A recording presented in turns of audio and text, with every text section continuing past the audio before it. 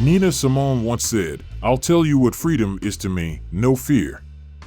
Born Eunice Kathleen Wayman on February 21, 1933, in Tryon, North Carolina, freedom was something she had to fight for long before she became the icon we know today. From the segregated South to the world stage, Nina Simone's journey was one of defiance, resilience, and a profound connection to the struggles of Black America. She was the sixth of 8 children in a poor but proud family. Her mother, an activist in her own right, worked as a domestic, while her father, a preacher and a carpenter, fought to provide for his family. Nina's musical talent became evident at an early age. By age 3, she was playing hymns on the piano by ear.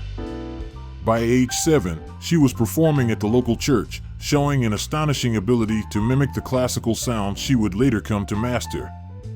But despite her remarkable gifts, racial discrimination was always present. When young Eunice, whose dreams of becoming a classical pianist were clear from the start, applied for admission to the prestigious Curtis Institute of Music in Philadelphia, she was rejected. The reasons given were less about her talent and more about the color of her skin. This moment would mark a turning point, one that would ignite both the fire of her ambition and the resolve to carve her own path in a world that often shut her out. Determined to make a name for herself, Nina Simone moved to New York City, where she shifted her focus from classical music to jazz, blues, and gospel, embracing the raw emotion and revolutionary spirit of the genres.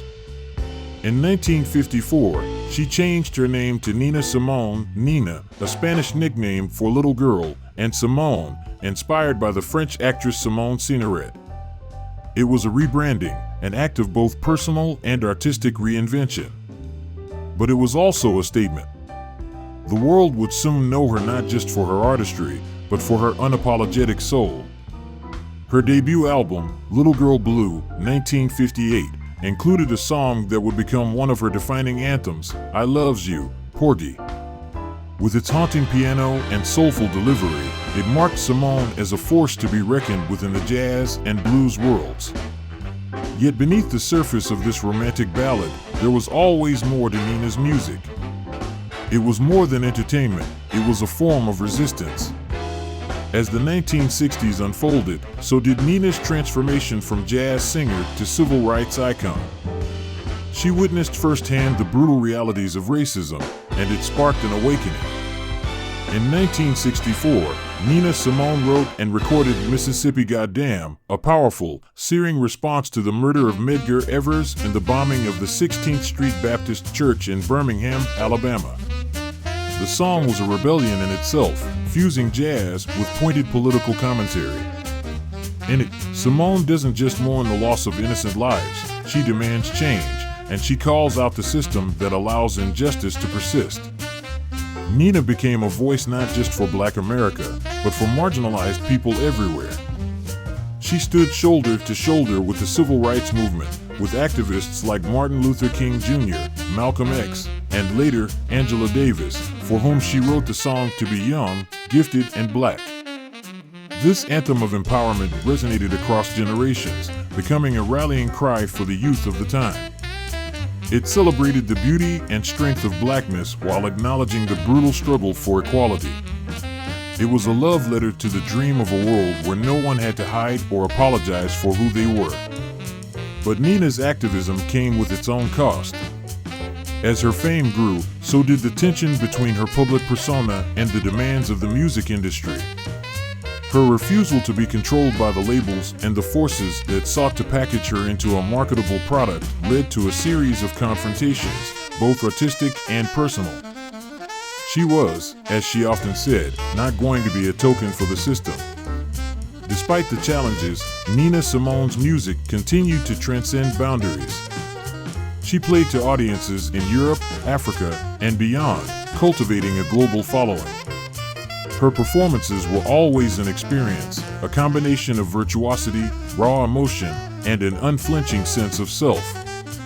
With her voice ranging from a smoky alto to a powerful soprano, and her piano playing grounded in classical technique but charged with jazz and blues energy, she was unlike any artist before her. But as her career evolved, so did her relationship with America. By the late 1960s and early 1970s, disillusionment set in. After the assassination of Martin Luther King Jr., Simone became increasingly frustrated with the pace of change. The United States seemed to be, in her eyes, a country incapable of fully embracing its promises of equality and justice. Her music began to reflect her growing anger, her feelings of alienation, and her need for personal healing. Songs like Four Women and Baltimore captured the complexities of Black identity and urban life, confronting America's unresolved racial issues in ways that were bold and uncompromising. By the late 1970s, Nina Simone's life and career had taken another turn. No longer the darling of the American mainstream, she relocated to Liberia and later settled in France, where she would spend much of the final decades of her life. The struggles of fame, racism, and personal loss weighed heavily on her, and she became something of an exile. But in exile, Nina continued to create. Her music, always a mirror to her soul, carried the weight of her experiences, joy, pain, love, and heartbreak. Despite the hardships, her influence continued to grow. Artists from every genre, soul, rock, jazz, hip-hop, cited Nina Simone as a profound inspiration. From Lauryn Hill to Beyoncé, from Kanye West to Mary J. Blige, her voice reverberated through generations, a reminder that music was not just for entertainment, but for transformation.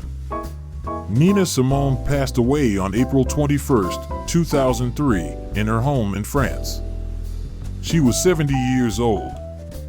But the impact she left on the world of music and activism is immeasurable. From her early days in North Carolina, through the stages of the world, to her final years of reflection and reinvention, Nina Simone's life was a testament to the power of music to confront, challenge, and heal. She wasn't just a jazz singer. She was a revolutionary. She wasn't just an icon. She was a mirror to her time and to every time. Today, Nina Simone's legacy endures, a reminder that true freedom is born not of complacency, but of defiance. As she herself put it, "I want to be remembered as a singer who did the best she could with what she had." Her voice, her words, her spirit continue to inspire, to challenge, and to change the world. Thanks for watching Shining Stars and Hidden Gems, unveiling the stars you know and the gems you should know. Don't forget to like, share, and subscribe, and let us know your favorite gem in the comments below. Keep shining, and we'll see you next time.